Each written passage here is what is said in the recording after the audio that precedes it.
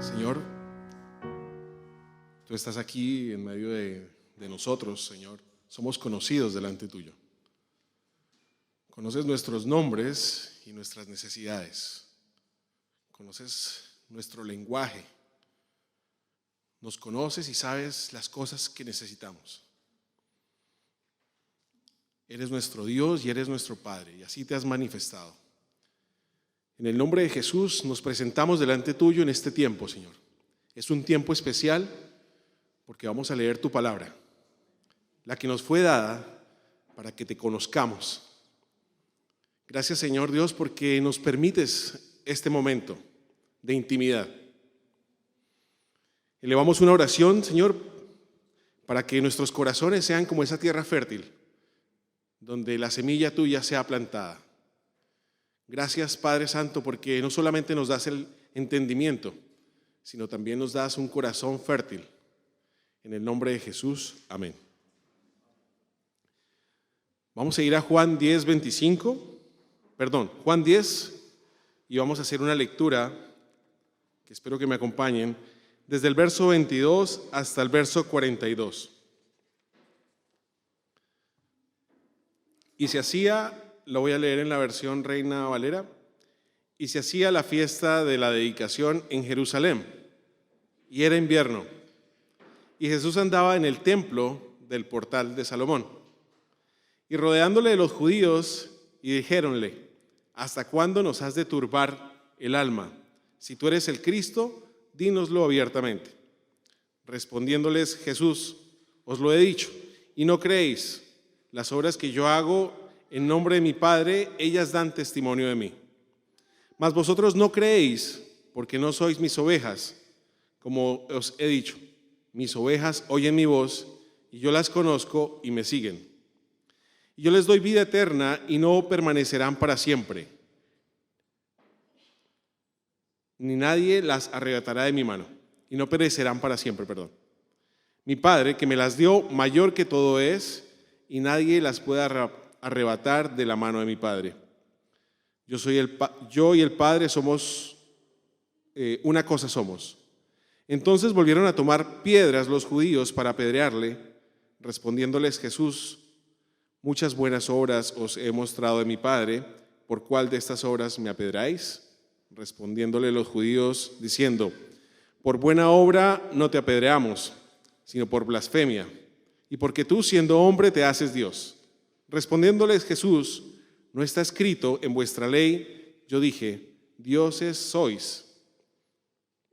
Si dijo dioses a aquellos a los cuales fue hecha la palabra de Dios, y la escritura no puede ser quebrantada. A quien el Padre santificó y envió al mundo, vosotros decís: tú blasfemas, porque dije: hijo de Dios soy. Si no hago obras de mi Padre, no me creáis. Mas si las hago, aunque a mí no creáis, creed a las obras, para que conozcáis y creáis que el Padre está en mí y yo en el Padre.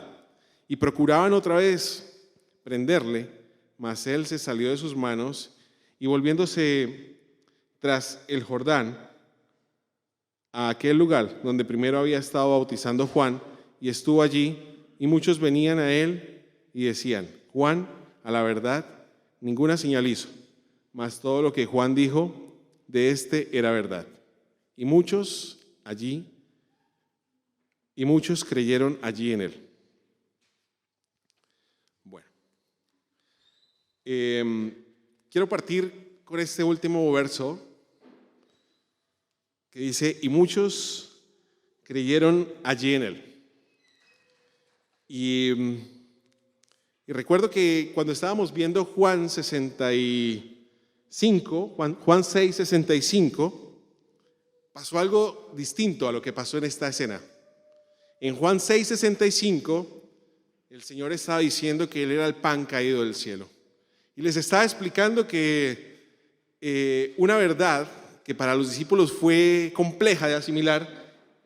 Y en Juan 6:65 dijo: por eso os he dicho que ninguno puede venir a mí si no le fuere dado al Padre. Y desde entonces muchos de sus discípulos volvieron atrás y ya no andaban con él. Bueno, si ustedes se dan cuenta, aquí hay dos cosas distintas que están pasando.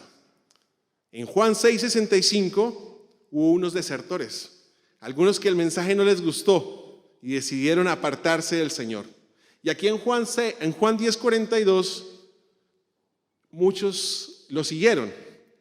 Entonces, hagámonos esta pregunta: ¿falló algo en el mensaje de Dios en ese momento? ¿Hubo algo en Juan 6 que le faltó a Jesús para que tuviera ese resultado sobre estas personas que decidieron alejarse? Dice que muchos discípulos decidieron alejarse. Pensando un poco en estos debates presidenciales, ahora que está pasando el tema en Argentina, que se aproximan las elecciones, han habido dos debates y entonces en uno de estos, uno de los candidatos siente que le fue mejor y en el otro le fue peor, y en uno sumó un poco más a la estadística y en el otro le restó a la estadística. Y cuando uno lee esto, uno se pregunta qué pasó acá, por qué siendo Jesús hubo gente que el mensaje, o sea, ¿quién más que Jesús, que era la persona idónea para transmitir un mensaje, para que produjera ese efecto que pasó en Juan 6:65, que algunos de ellos simplemente decidieron alejarse del camino del Señor?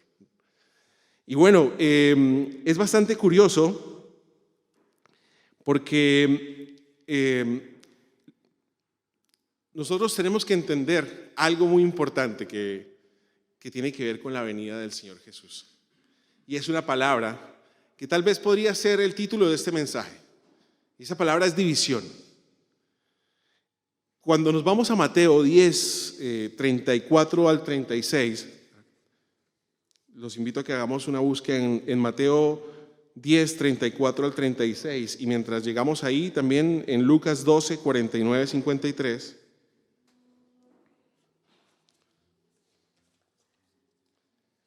No crean, estas son las palabras de Dios, de Jesús, no crean que he venido al mundo a traer paz a la tierra. No vine a traer paz, sino espada. Y en Lucas 12, 49 al 53,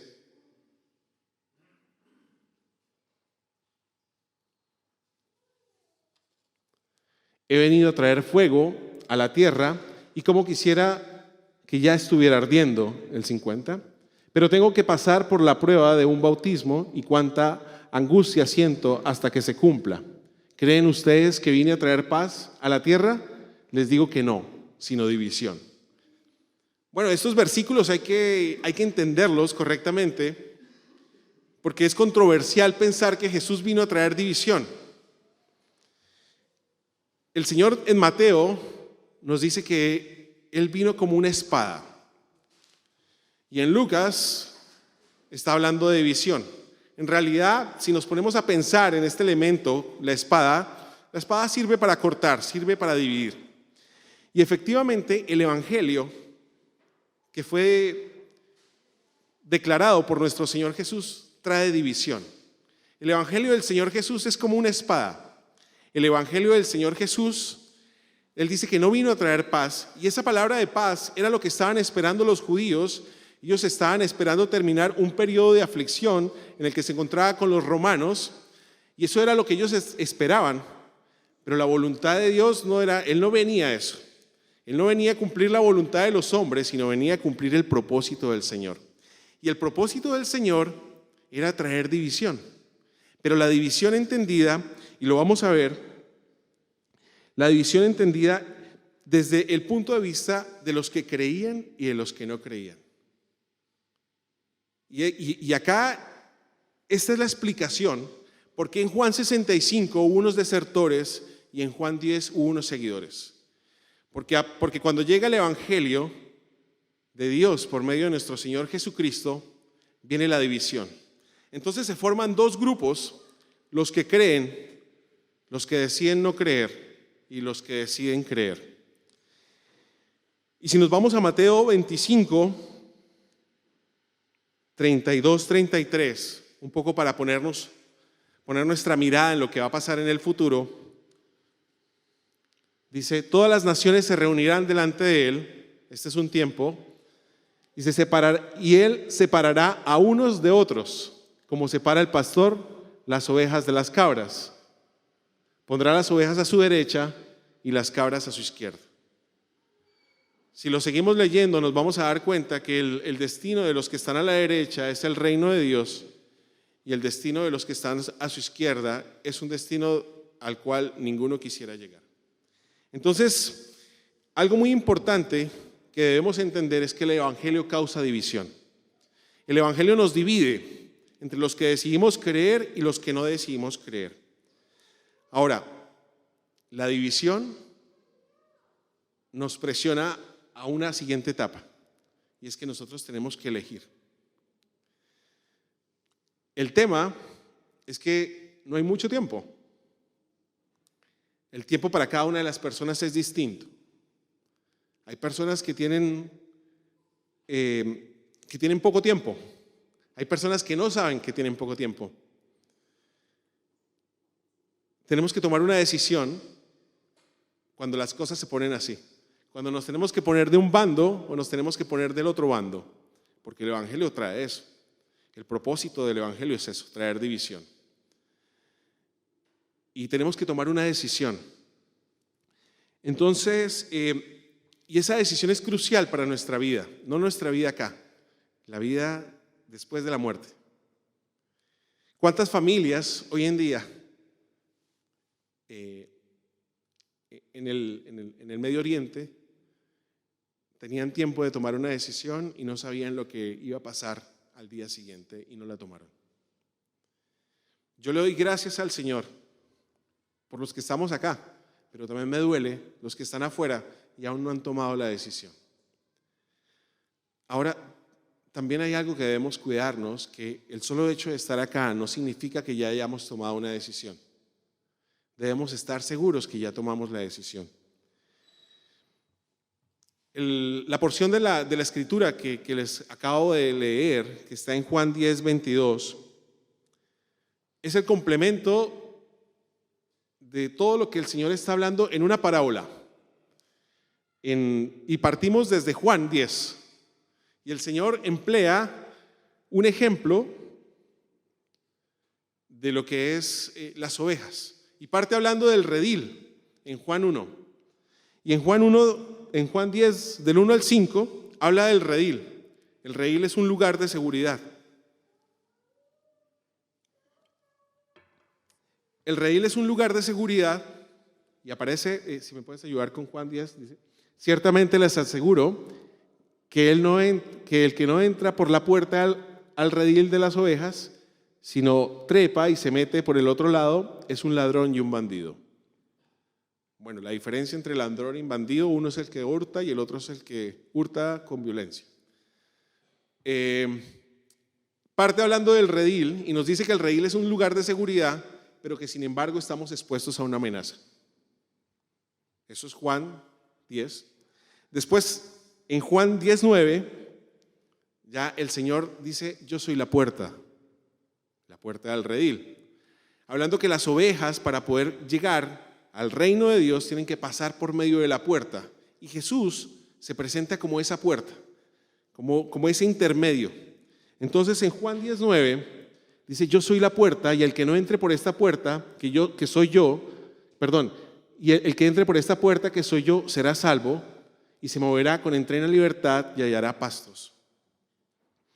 Entonces ya venimos, el Señor nos presenta en Juan 10 la parábola de las ovejas, o el ejemplo de las ovejas, digamos así.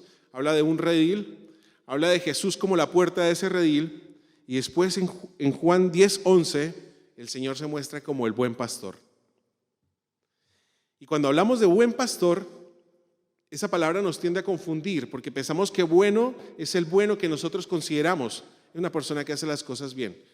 Cuando hablamos de bueno en las Escrituras, hablamos de la voluntad de Dios. Es decir, una persona que hace la voluntad de Dios es bueno. Eso es bueno. O sea, ese buen pastor quiere decir que Jesús hace la voluntad de Dios. A eso se refiere con el buen pastor. Finalmente,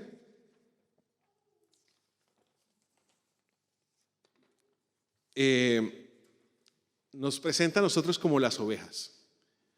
Y es súper curioso que nosotros aparezcamos como las ovejas, porque si ustedes conocen las ovejas, creo que no existe un animal más indefenso que las ovejas. Es un animal que definitivamente necesita ser pastoreado. Es un animal que necesita el resguardo y la seguridad de un redil. Es un animal que en las noches es puesto en un redil y en el día, para salir a comer el pasto y llegar a los lugares de descanso y de alimentación y de hidratación, tiene que ir con su pastor. Entonces nos compara con las ovejas, y cuando nos hace esa comparación siento que nosotros deberíamos entender claramente que el Señor nos está diciendo que nosotros somos unas personas, unos seres que dependemos completamente de Él, que nuestra dependencia y nuestra vulnerabilidad es grande. Y en Juan 19:21,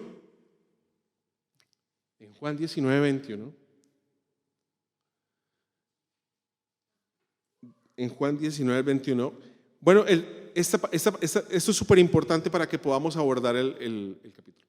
En Juan 19:21 dice, los escribas, Juan 10 del 19 al 21.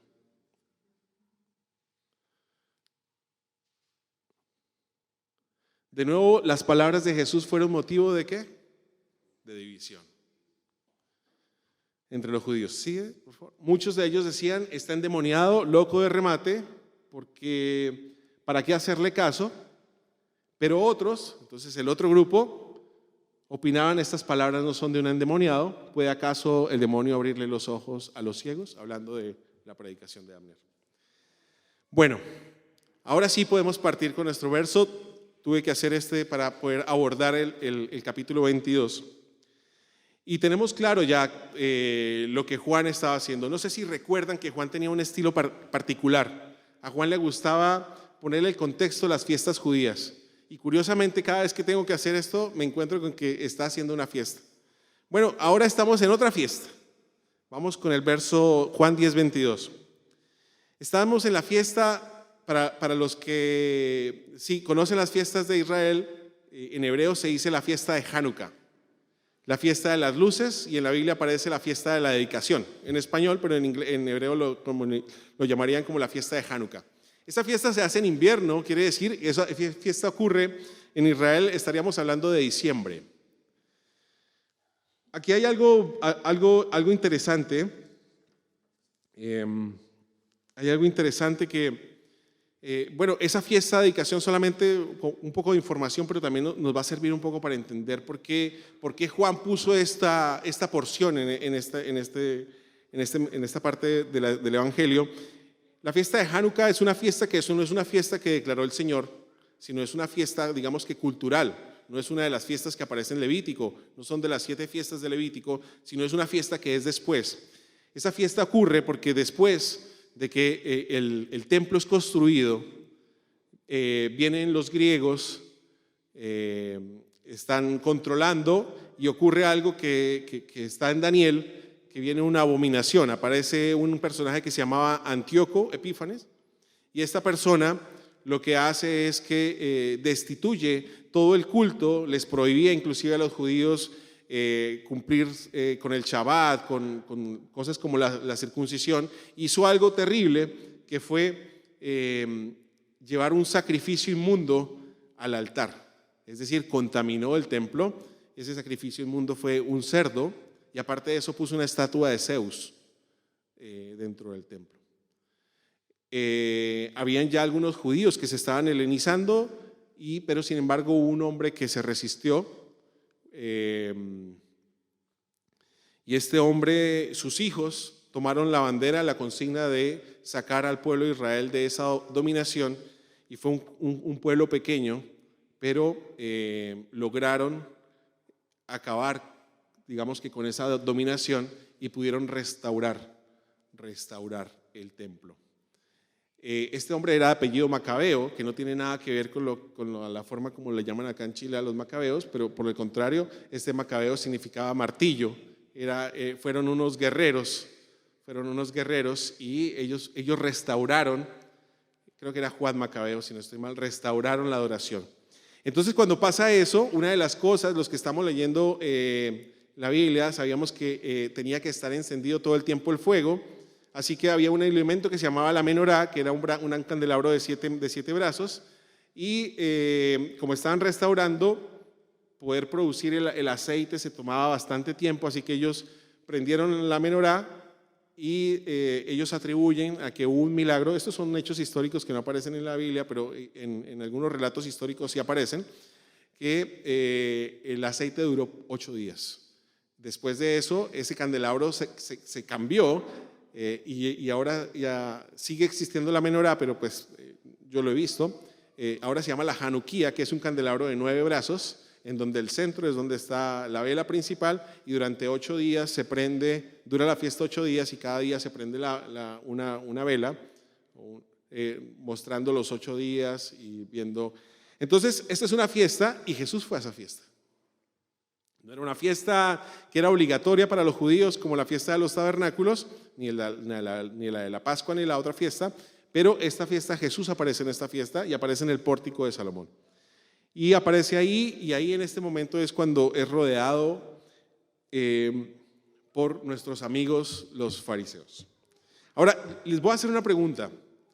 ¿Por qué creen ustedes que los fariseos, los escribas, o en la Biblia como aparecen los judíos, que en realidad no eran los judíos, sino eran los judaizantes, por qué tienen un papel como tan protagónico en este evangelio?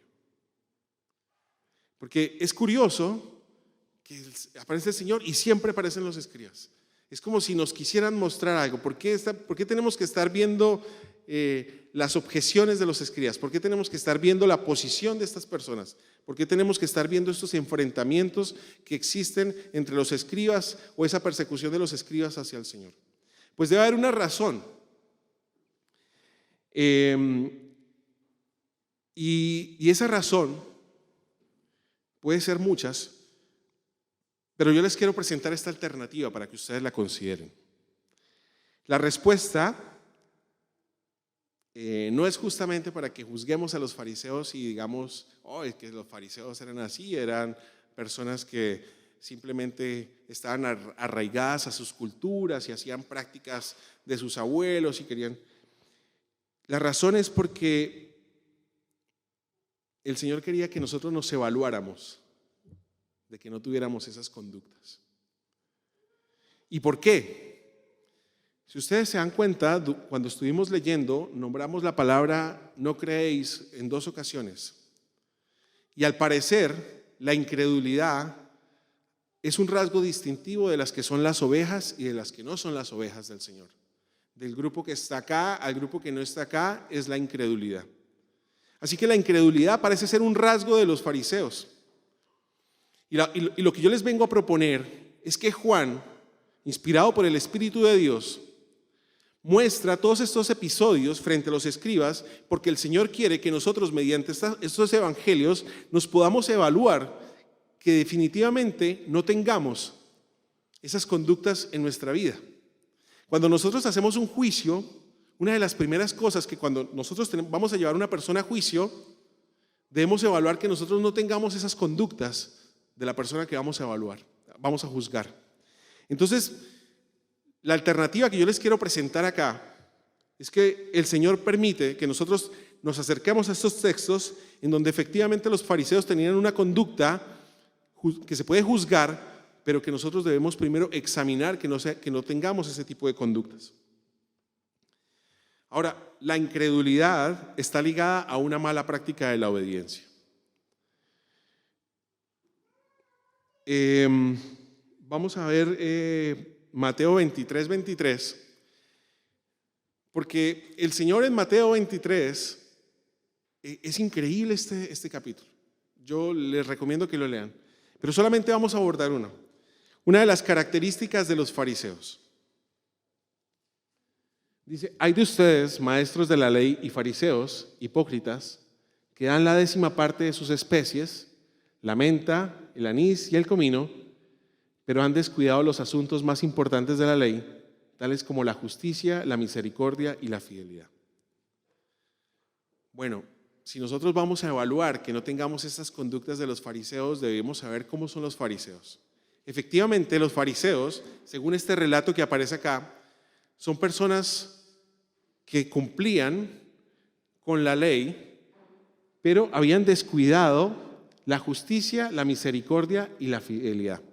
Y si seguimos más adelante, hay un, digamos, ¿cómo lo llaman acá? Como una frase que el Señor ocupa, que me parece bien curiosa y hasta con un poco de humor. Dice, guías ciegos, cuelan el mosquito, pero se tragan el camello. Bueno, ya cuando lo vemos en estos términos podemos entender claramente que lo que el Señor está diciendo, dice, sí, está bien todo lo que ustedes hacen, sus aportes y sus diezmos son importantes, pero hay cosas mucho más trascendentales. Hay cosas que ustedes están desatendiendo que tienen un valor muy importante. Número 1, la justicia. La justicia tiene que ver con la voluntad de Dios. La misericordia tiene que ver con el amor al prójimo. Y la fidelidad es llevar una vida de acuerdo a la que, una vida proporcional de acuerdo a lo que yo estoy viviendo. Es decir, yo soy fiel a lo que yo digo que soy. Y esto pasa, esto nos puede pasar de alguna manera, y el Señor nos presenta acá a estos personajes para que nosotros los evaluemos y veamos sus argumentos y podamos identificar si estamos cayendo en alguno de ellos. Porque es muy importante que nosotros estemos seguros que estamos del lado correcto. Porque algunas de esas características pueden estar haciendo que nuestra creencia nos haga no estar seguros en qué lado nos encontramos. Nosotros debemos tener la certeza de la decisión que hemos tomado. Pero sin embargo, como dice el Señor, en el redil hay enemigos que nos quieren hacer daño y nos quieren matar y nos quieren hurtar. Y muchos de esos enemigos vienen porque simplemente empezamos a escuchar voces distintas que hacen cambiar nuestras prioridades, que hacen que nos ocupemos más de algunas cosas que son fáciles de cumplir y nos olvidemos que nosotros efectivamente tenemos que cumplir algunas cosas de mayor relevancia que tienen que ver con la justicia, la misericordia y la fidelidad. Estos rasgos que estoy mencionando de los fariseos son uno como de 7 descargos que hace en Mateo el Señor Jesús. Si todos quieren tener un entendimiento claro, la radiografía completa de cómo es el perfil de un fariseo aparece en Mateo 23. Porque él les decía que la obediencia es una mala práctica, que la incredulidad está ligada a una mala práctica de la obediencia. Bueno, si ustedes se dan cuenta, estas personas alegaban que eran cumplidores de la ley. Existen dos formas de ser obedientes. Yo creo que durante todo este tiempo hemos hablado acerca de la importancia de la obediencia. Y cuando hablamos de obediencia, siempre viene a mi mente una lucha interna de querer hacer lo que el Señor dice, pero mi cuerpo y mi carne quiere hacer otra cosa. Y nos debatimos día a día en esa lucha.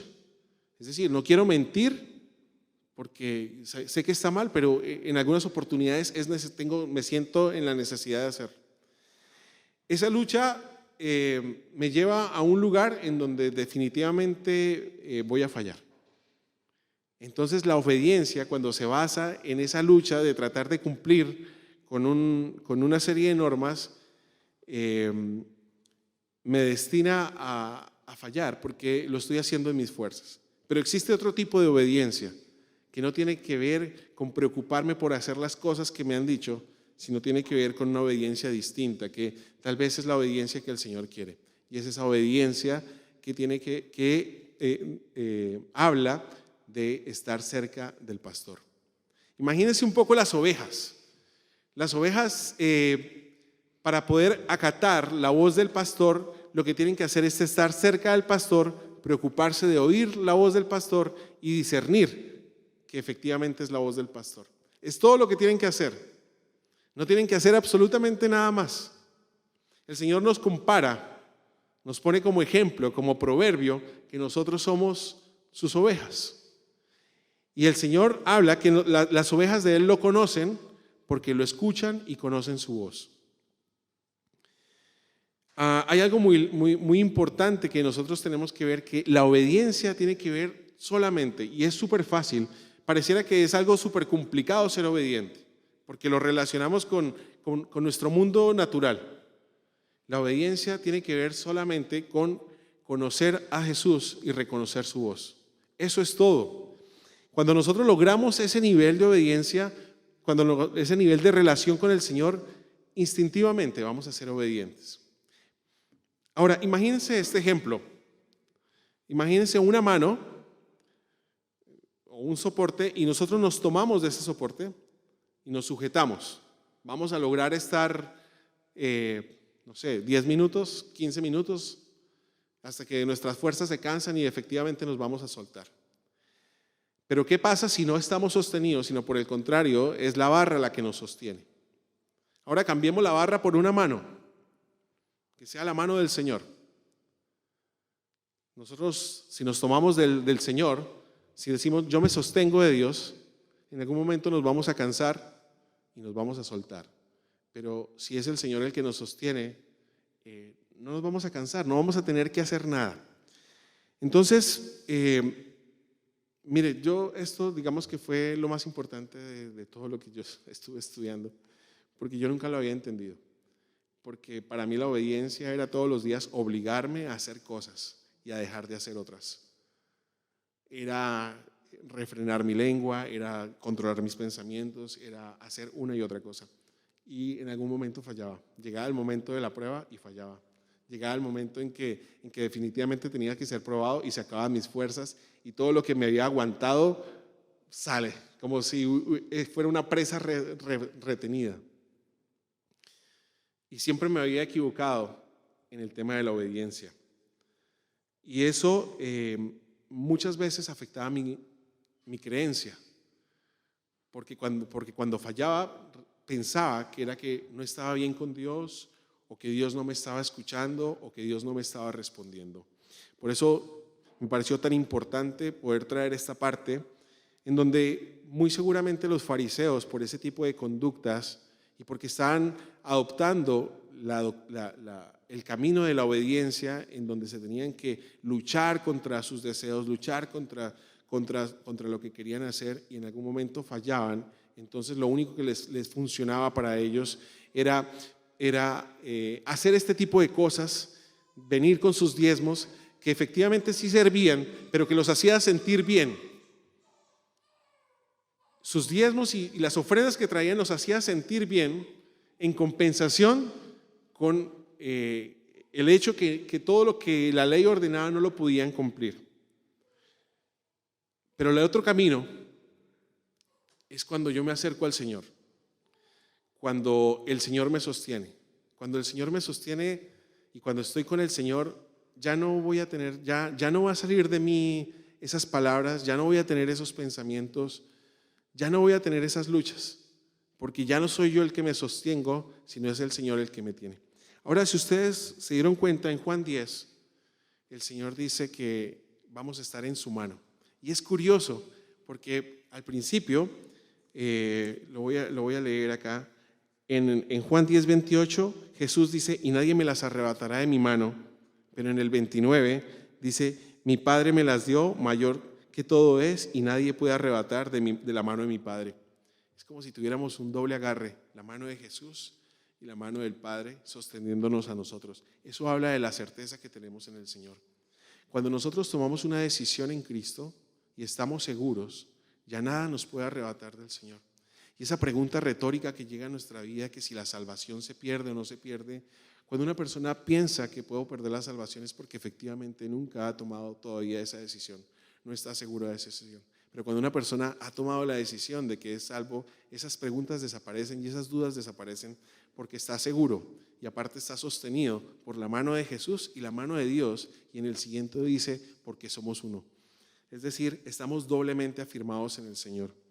Y acá el Señor lo que nos está haciendo es la invitación a que efectivamente el tiempo es escaso y que tenemos que tomar la decisión, porque el mundo está dividido.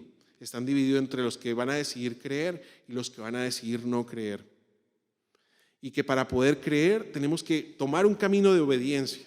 Pero la obediencia no es algo que tengamos que hacer nosotros como un sacrificio, como proponerme, hoy no voy a mentir, hoy no voy a mentir. Y me lo voy repitiendo todo el camino, hoy no voy a mentir, hoy no voy a decir garabatos, hoy no voy a sentir envidia. Y llega el momento y pasa un día y lo hago bien.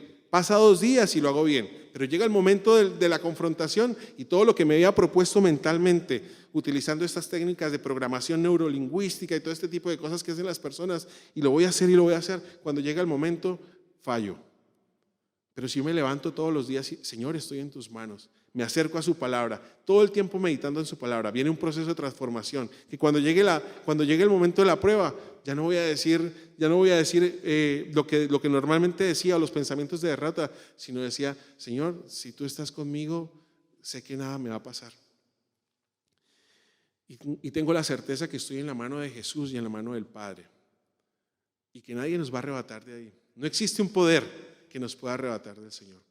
Así que si ustedes han tomado la decisión y están seguros y tienen la certeza, lo único que tenemos que hacer es, obviamente, ver a los fariseos como unos amigos que nos enseñan, esos amigos que nos dicen lo que no podemos hacer o lo que no debemos tener.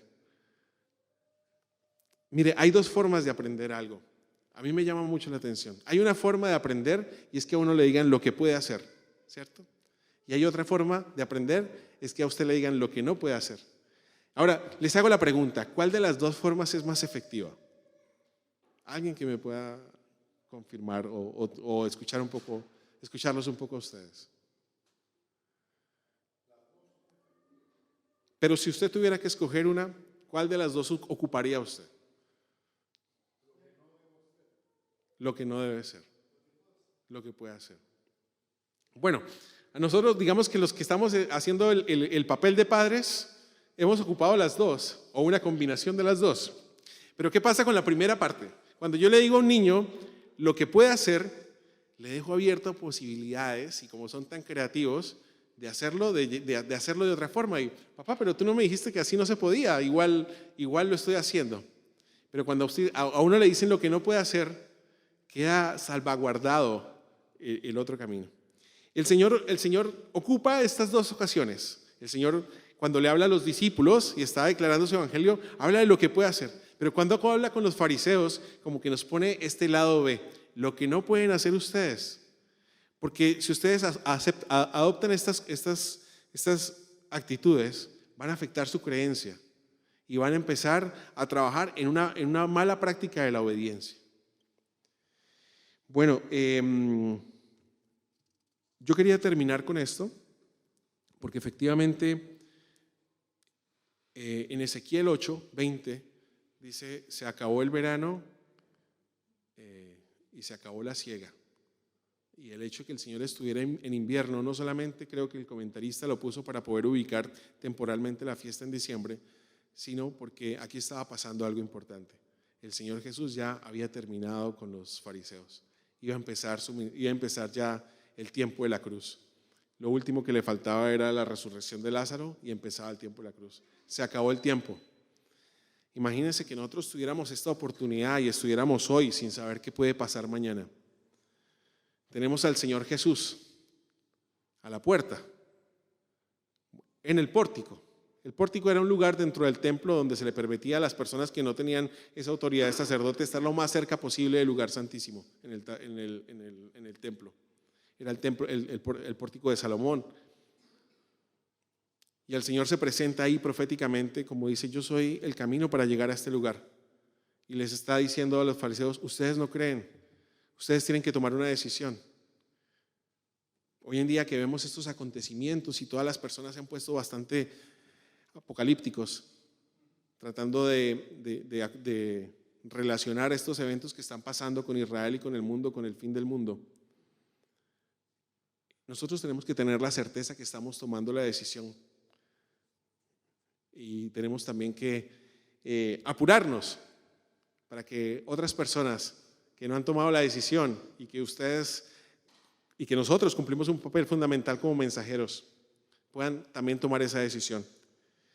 Así que yo le pido al Señor que nos permita tener esa obediencia, que no se trata de mantener una lucha interna por cumplir la ley, sino por el contrario, buscar todos los días la presencia de Dios, buscar todos los días la palabra del Señor y ver el ejemplo de los fariseos que efectivamente nos muestran aquellas conductas que nos pueden alejar.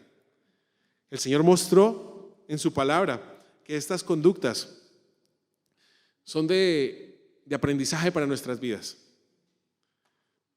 hay algo que me llama mucho la atención y es el tema de la misericordia. La misericordia es algo muy importante, porque es por medio de la misericordia como el amor de Dios se transmite de uno a otro. Nosotros somos receptores y transmisores del amor del Señor, y es por medio de la misericordia que eso fluye. Es ese amor que el Señor expresa a través de nosotros hacia otra persona. Así que vamos a orar. Señor, yo te doy muchas gracias, Padre. Te doy gracias porque tu palabra nos enseña que estamos a la puerta de tomar una gran decisión, que hay muchas personas que no han tomado la decisión y hay personas que el tiempo para ellas terminó. Madres de hijos que se fueron sin tomar una decisión, padres que se fueron sin tomar una decisión. Nosotros somos afortunados de haber sido elegidos, de estar acá y de tener la certeza en ti de la decisión que tomamos. Pero Señor, nos duele el mundo que está afuera y que aún no se ha decidido. Tu palabra dice que no sabemos el tiempo. Tal vez mañana sea tarde para muchos, o tal vez sea tarde para aquí cerca de nosotros. Eso no lo sabemos. Te pido en el nombre de Jesús, Señor Dios, que pongas un sentido de urgencia, de afán, para que estemos seguros de nuestra decisión. Gracias por los fariseos. Gracias por los escribas y los judaizantes que nos enseñan lo que no debemos hacer, Señor Dios. Gracias, Señor Jesús, porque le diste un papel protagónico en el Evangelio de Juan y nos mostraste que esa conducta nos puede afectar nuestra creencia, puede hacer que lo que nosotros creamos en ti se derrumbe. Señor Dios, gracias porque aprendimos hoy que la obediencia no es algo que se logre cargándonos con tareas y compromisos y lograr que si logro hacer esto durante 21 días voy a adquirir el hábito y de ahí en adelante lo voy a hacer. Porque en algún momento vamos a fallar, porque lo estamos haciendo en nuestras fuerzas. Pero Señor, esa obediencia como el de las ovejas, que buscan la voz del pastor y que tienen el discernimiento para entender cuál es su pastor. La palabra del Señor dice: yo llamo a mis ovejas por su nombre. El Señor Dios es Padre para cada uno de una forma distinta. Él nos conoce. Cuando habla de su nombre, habla del carácter. Él sabe cómo somos nosotros. Él sabe en qué tono, en qué forma hablarnos a cada uno de nosotros de manera distinta. Porque Él nos conoce, sí. Señor Dios, cuando me acerco a ti y te busco todos los días y te busco en tu palabra y oro y busco tu presencia, estoy siendo obediente. Y todas esas cosas que me parecían difíciles de lograr por medio de los hábitos, por medio de la costumbre, de la disciplina, me van a resultar naturales, me van a salir sin esfuerzo. Voy a ser obediente a ti con el solo hecho de buscarte, con el solamente hecho de oír tu voz y discernirla, saber que eres tú el que habla. Padre, también hay enemigos que están acechando, que tienen acceso al redil, no por la puerta, sino saltando la muralla. Estos también hablan. Estos también tratan de traer voces a nuestras vidas, pero solamente los que lo siguen irán a la muerte. Nosotros tenemos la capacidad de discernir que esa no es la voz de nuestro pastor y nos vamos a alejar de ese peligro, Señor. Te doy gracias en el nombre de Jesús, porque nos has hecho ovejas dependientes de ti. Sin ti no podríamos hacer nada, no podríamos ir a ningún lugar, pero tú vas delante de nosotros, ahuyentando el peligro, direccionándonos a esos pastos y a esos lugares de reposo. Gracias, Señor Dios, porque estamos en tu mano y nadie nos puede sacar de tu mano. Una vez que hemos aceptado a Cristo, hemos creído en Él y hemos sido obedientes, estamos en su mano, con doble agarre, con la mano de Jesús y con la mano de Dios, que es la misma, una sola mano. Y no existe un poder en el mundo que nos pueda arrebatar. Hoy, Señor, estoy seguro que estoy en tu mano, pero me quiero mantener en un camino de santidad. En el nombre de Jesús te doy gracias por esta congregación, te doy gracias por los jóvenes, especialmente, Señor, para que pongas en ellos el sentido de la urgencia, para que pongas en ellos la prioridad, para que afine sus oídos. Cuando uno es joven, uno se siente más que como una oveja que como una cabra, porque uno se siente fuerte, con ánimo pronto, con una energía increíble, que uno puede domar el mundo. Lo digo porque también lo fui. Señor Dios, también que ellos entiendan y ponen ellos ese espíritu de oveja, para que también entiendan que sí pueden hacer todo eso, pero direccionados de la mano del Señor. En el nombre de Jesús te doy gracias por nuestros niños y esta nueva generación que se levanta. Señor, y expreso mi dolor por todas aquellas personas que han muerto en este conflicto y que no tomaron la decisión correcta. En el nombre de Jesús. Amén.